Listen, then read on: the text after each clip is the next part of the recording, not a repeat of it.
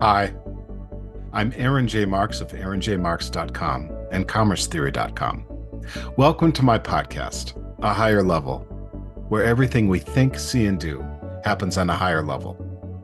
For as long as I can remember, I felt like my mind has worked just a little differently than most others. For my entire life, I've been studying, observing, and contemplating this incomparably strange and wonderful phenomenon called human existence, and trying to figure out what it's all about. People say the way of thinking and theorizing that comes from this offers an unusually high and rich level of insight, clarity, freedom, inspiration, and effortless creativity. And that's ultimately what a higher level is all about. The insight to understand how life works, the clarity to see where to go next, the freedom to go there, the inspiration to find joy and wonder along the journey, and the creativity to honor your particular brand of human genius. In this podcast, I'm going to break down and describe the concepts that come from my theories so that you can see into the fabric of the life you're living with greater depth and precision, and use that understanding to improve your results in every way that's meaningful to you. It's the only life you get, and the only chance you have to make a difference here. If there's one thing I know, it's that all lives can improve, and that the human race is just one big collective results improving system. Ready to find your place here? Fabulous. Let's get into the topic for this episode of A Higher Level. I'll see you again afterward and talk more about what it looks like to work with me. Until then, let's dive in.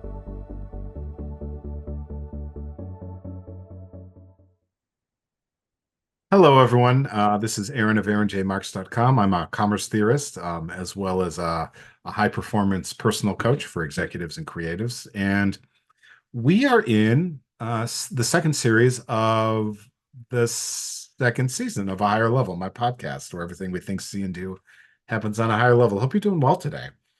All right, yeah, and as I knew, this would be sort of an intense series. I'm the second of five through these layers, and um, uh, yeah, it takes a lot to keep track of this stuff and figure out how to unpack this. But that's cool. I dig it. So I hope you do too.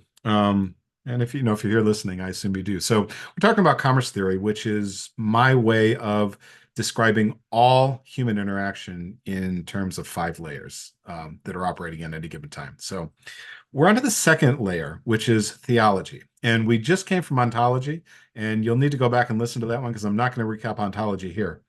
But the upshot of it is that we exist in space and time, and generally, I feel like that's a rather uncomfortable thing. And we have a sense that there's this unity that was fractured to create space and time and to create difference, essentially. Like that's, to me, it's like the metaphysical bedrock of what is this essentially it's the idea of difference, that things are in different places, that they're different objects, they're different people, and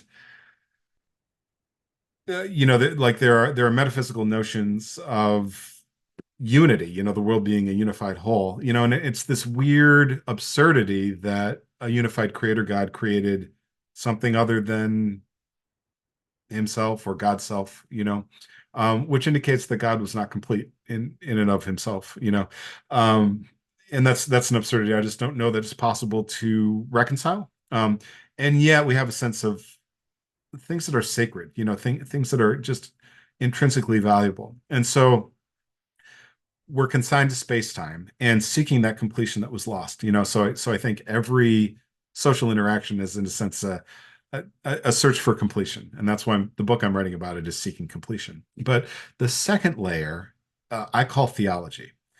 And when you hear that word, you're like, oh, is he going to talk about religion? Is he going to talk about like the Trinity, or the nature of God, or the Bible? And the answer is, well, not exactly. I mean, those are all examples of theologies, but the fact is, I think everyone has a theology, and a theology it's an analysis of belief and an orientation toward the highest possible value thing that you can do with your life. That's what a theology is.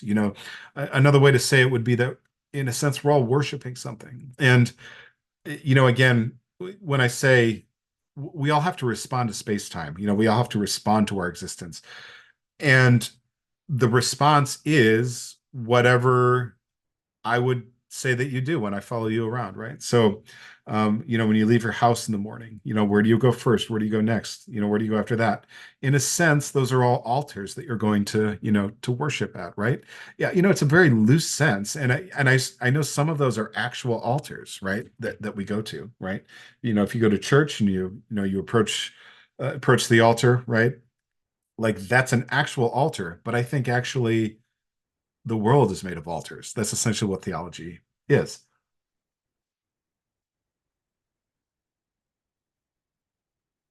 That's my message here is that everyone is worshiping something. Everyone has some sort of ultimate belief about what is valuable. And so that's what a theology is. So here is where it's interesting to talk about the notion of sacrifice because we have, a largely secular definition of sacrifice, right? So if I go to someone, like a high performing individual, and I give them a coaching session, and I'm like, well, you're going to have to sacrifice to get what you want, right? First of all, everyone knows this. It's not going to be unexpected, and essentially that's sort of the subtext that's always happening, right? Is like, well, if you really want something, you have to go after it. You have to do certain things so that that becomes, a likelier thing for you, right? We all know this, right? We all know what it means to work hard for something. And the word that we use is sacrifice, right? So it's like if you want to run a marathon, you have to sacrifice things, right? You have to sacrifice eating poorly to a lot of exercise, right? And if you want to build a business, you have to sacrifice, a certain, kind of relaxed and, maybe unintentional, undisciplined kind of thought for a lot of focus and uh, a discipline, that involves putting your offering in front of a lot of different people, right? So we understand both of those, like growing in physical fitness and also growing in prosperity to be sacrifices, right? Like, there's sacrifices associated with that process. So if you go to Wikipedia and you look up sacrifice, let me do that right now, actually, so I can be accurate.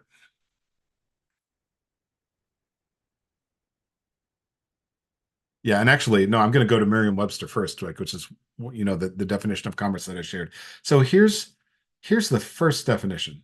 No, so actually, let me start with the third definition. So the third definition is the destruction or surrender of something for the sake of something else, right? So when I talked about training for the marathon or building a business, both of those fit that third definition, right? But again, it's the third definition, right? So that means Merriam-Webster has like a more primary definition that I would argue has a deeper resonance, and a deeper and wider ranging resonance that connects us, kind of more to the mythic past, just like commerce did, right? Here's the first definition. So the second definition is something offered in sacrifice. So it's like, oh, I'm going to make a sacrifice, right? But here's the first definition. Ready? It's an act of offering to a deity something precious. So when you look up sacrifice, in Merriam-Webster, like that's the first thing that they say. Even though when I say, yeah, it's going to take a lot of sacrifice, to get to that physical condition or that financial condition. That is also a noun, but they're actually saying no, it was the religious sense that that was first. And so that's deep in our past. It's deep in our kind of makeup as humans is that we had this sense of making offerings to something else, for something else that we wanted. So, essentially we're saying what I'm sacrificing is of lesser value. It's like, yes, it has value, but what I'm going to get from it is a much higher valuation, right? So this is essentially what religions do, right? They have you look at your life and they have you say, well, these are all things that may seem valuable to you, but really if you sacrifice those to something that you may not realize is valuable at first, it's going to bring you to an even greater state. And that's why I say that theologies are our hypotheses of greatest valuation.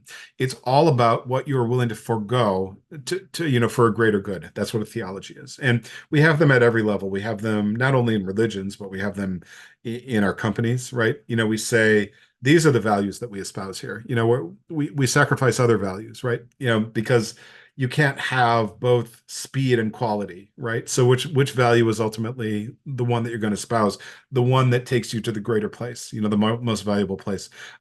Nations have values, right? Or nations have theologies. It's an orientation toward highest value, and you enshrine these things in constitutions, right? You have them as families, you have them with your friends, right? Every organization has a hypothesis toward the highest valuation that you can possibly have. And so what I'm going to say is that if you follow someone around, you're going to see what they think is the most valuable because it's where they're going to put their time. It's what they're going to sacrifice everything else to. So that's what a theology is, so it's like we're consigned to space-time. There is difference, right? It's like I can't be in this place and that place, right, at the same time. So I have to apportion my time and say which places, which causes, which groups are the most valuable to me. That's where I'm going to spend my time, my energy, my money. That is my theology. And for a lot of people, these are religious, although sometimes I think that people profess a religious sensibility and they actually have other theologies, and that's a big complicated conversation, but I think it's true. I mean, honestly, I think people don't know their religious theologies that well sometimes. And but it's like, one way that you see that. So it's like sometimes I'll go to church and I'll see people wearing Packers uh, well, and the Green Bay Packers, like that's the team in Wisconsin. And so it's like, well, you're going to church, but you're also signaling your allegiance to the Green Bay Packers. So which one's your true theology? It's like if you had to choose one, which one would it be? Yeah, it's very convenient that you get to profess allegiance to both, but they both can't be your deepest allegiance, right? So, it's like if you really had to express your allegiance to someone, something, some group, some cause, which one would it be? That's ultimately what your theology is about. And we all have them. We all we all have some sense that a most valuable state is possible. And so our actions show us what we think is the most possible valuable or the most valuable possible state. That's what our theologies are.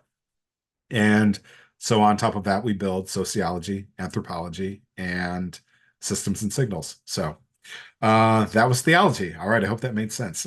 Ultimately, it's about how we navigate space-time, and what we hypothesize is the highest possible valuation, that come from our actions in space-time. And we see that at every level of human behavior and connection. So we'll come back to the next episode. That'll